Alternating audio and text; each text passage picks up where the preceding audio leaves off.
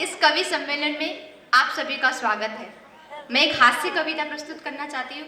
जो लोग अभी अभी आए उनका भी स्वागत करती हूँ, जो लोग लेट आए उनका भी स्वागत करती हूँ। उनका तो हृदय के संग स्वागत करती हूँ, क्योंकि उन्होंने भारतीय परंपरा को जिंदा रखा। भारतीयों की परंपरा है लेट आने का, अगर जल्दी आ जाए तो रिकॉर्ड टूट जाता है भारतीयों का। ये हमारी विशेषता है, हमारी विशेषता है। अगर आप दूसरे शहरों में जाओ तो लोग कहते हैं कि अगर लोग 6 बजे का कार्यक्रम है और 6:20 पर पहुंच जाते तो आगे होकर क्षमा मांगते कि हमें क्षमा, रुकावट के लिए खेद है। लेकिन यहाँ पर ऐसा नहीं है। अगर लेट आ जाए व्यक्ति तो गेट कीपर उसे गेट के बाहर ही रोक देता है और कहता है तुम अंदर नहीं जा सकती। बोले क्यों? तो बोले अगर तुम्हारे अंदर आने के लिए मैंने गेट खोल दिया और अंदर बैठी हुई भीड़ बाहर भाग गई तो इसका जिम्मेदार कौन होगा? मैं कविता शुरू करती हूँ उससे पहले ये बताना चाहती हूँ कि यहाँ पर बैठी हुई सारी पब्लिक मोबाइल में बिजी है। अगर कविता अच्छी लगती है तो सुनते हैं और नहीं अच्छी लगती तो देखकर वापस मोबाइल में चले जाते हैं। तो उन सभी का ध्यान मैं अपनी ओर आकर्षित करते हुए ये कहना चाहती हूँ कि सहजता थी, सादगी थी, बंदगी थी।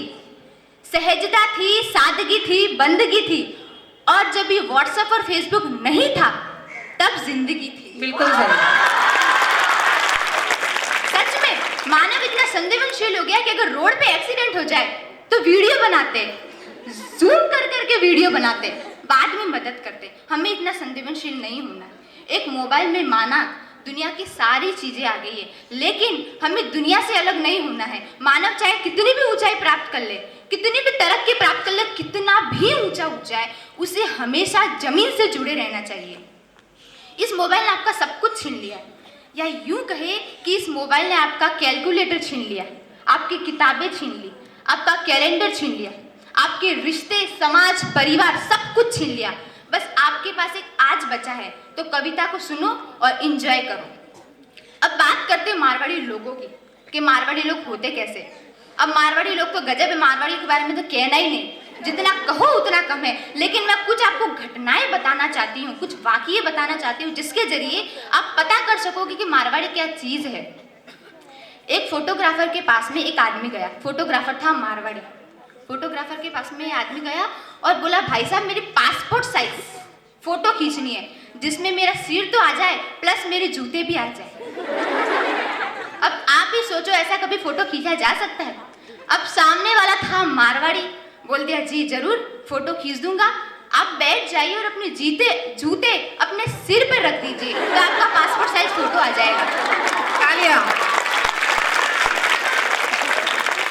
अब ऐसे ही बच्चे बैठे हुए थे क्लास में, तो संस्कृत के टीचर ने बच्चों से पूछा, बोले तमसो माँ ज्योतिर्गमय का अर्थ बताओ। मैडम ने पूछा, संस्कृत के टीचर ने बच्चों से पूछा, बोले तमसो माँ ज्योतिर्गमय का अर्थ बताओ। तो एक मारवाड़ी बच्चा बैठा था, हाथ ऊंचा करा, बोले मैं बताऊं? तो बोला हाँ बताओ। बोले तमसो माँ ज्योतिर्गमय का अर्थ होता है तुम सो जाओ माँ मैं ज्योति के पास जाके आता हूँ। ऐसे है मारवाड़ी।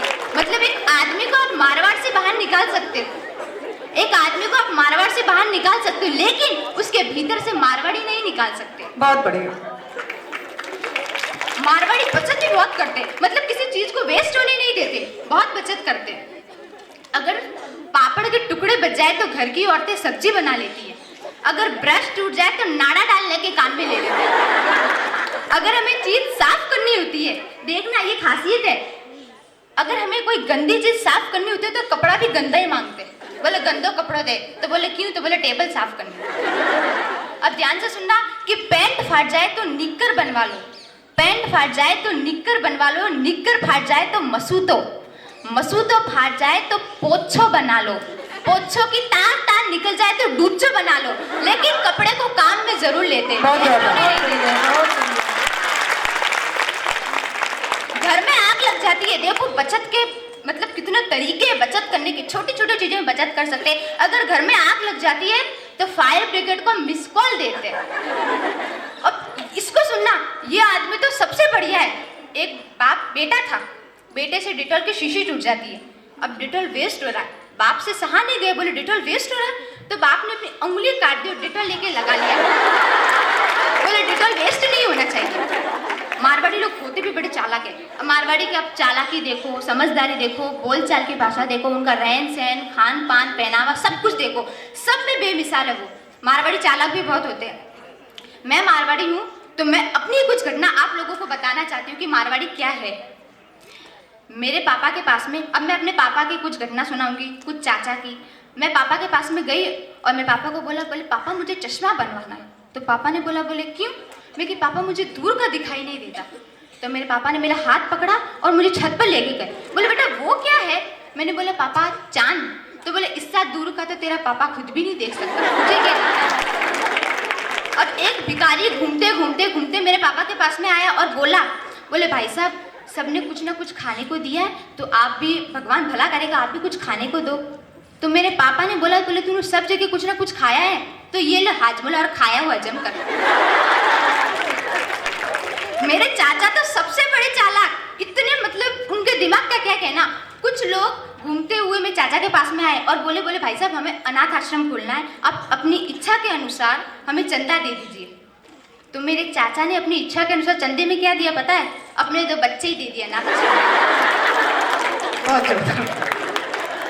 अब मारवाड़ी औरतों का तो कहना ही नहीं, उनका तो जवाब ही नहीं, वो तो उनका क्या कहे। मैं आपको एक वाक्य बताना चाहती हूँ कि 8 नवंबर को पता ही ना क्या हुआ था? नोटबंदी 8 नवंबर को नोटबंदी हुई थी। लेकिन 8 नवंबर से पहले की मैं आपको बात बताना चाहती हूँ कि घर के जो और पुरुष होते थे ना, वो अपनी औरतों से पूछते थे, बोले तुम्हारे पास कुछ पैसा वगैरह हो तो दो, मैं बैंक में जमा वगैरह करवा दूँ। तब पत्नियाँ क्या बोलती थी? ना अरे ना, माए को तो जहर खावाने पिया नहीं थे, जमा करवाने होगा। अब जिस दिन 8 नवंबर की रात आई और नरेंद्र मोदी ने नोटबंदी करी, तब इतना पैसा निकला औरतों के पास में से, इतना पैसा निकला कि पूरा भारत जहर खा ले, इतना पैसा निकला। मतलब यहाँ पर कई पेरेंट्स भी आए होंगे, अपने बच्चों के संग आए होंगे। उनको मैं यही कहना चाहती हूँ कि आप अपने बच्चों को हिंदी सिखाएं, इंग्लिश सिखाएं, मराठी, गुजराती, तमिल, तेलुगु, मलयालम, कन्नड़, बंगाली, पंजाबी, उर्दू, सब तरह की भाषा सिखाएं। लेकिन मारवाड़ी कभी भूलने मत दीजिएगा, क्योंकि मारवाड़ी हमारी संस्कृति है और अगर मारवाड़ी को भूल गए तो हम अपनी संस्कृति को भूल जाएंगे और हमें अपनी संस्कृति को कभी नहीं भूलना है। धन्यवाद। अब आजकल बाबाओं का भी बड़ा प्रचलन चल रहा है। प्रचलन मतलब बाबा इतने बातों में आ रहे हैं कि मैं आपको कुछ घटना सुनाना चाहती हूँ कि मैं एक बाबा के पास गई और मैंने पूछा कि बाबा मुझे अपनी पत्नी से बचने के उपाय बताओ। अब दुनिया का सबसे हार्ड सवाल, सबसे मुश्किल सवाल पूछ लिया। फिर बाबा ने क्या जवाब दिया सुनिएगा कि मैं अपने बाबा के पास गया और बोला बाबा मुझे पत्नी से बचने के उपाय बताओ। तो बाबा ने बोला अगर पत्नी से बचने का उपाय होता तो हम थोड़ी ना यहाँ पर होते। थोड़े दिनों पहले निर्मल बाबा बहुत प्रचलन में थे। मैं निर्मल बाबा का एक कांड सुनाना चाहती हूँ कि मैं उनके पास गया और मैंने बोले बाबा मुझे पत्नी को खुश करने के उपाय बताओ, पत्नी को खुश कैसे किया जा सकता है। तो बाबा ने बोला तूने आज तक उसकी कभी तारीफ करी है? तो मैंने बोला नहीं करी। तो बोले बस तेरी कृपा यहीं अटकी हुई है, तू आज घर पर जाना और अपनी पत्नी की हर बात पे तारीफ करना।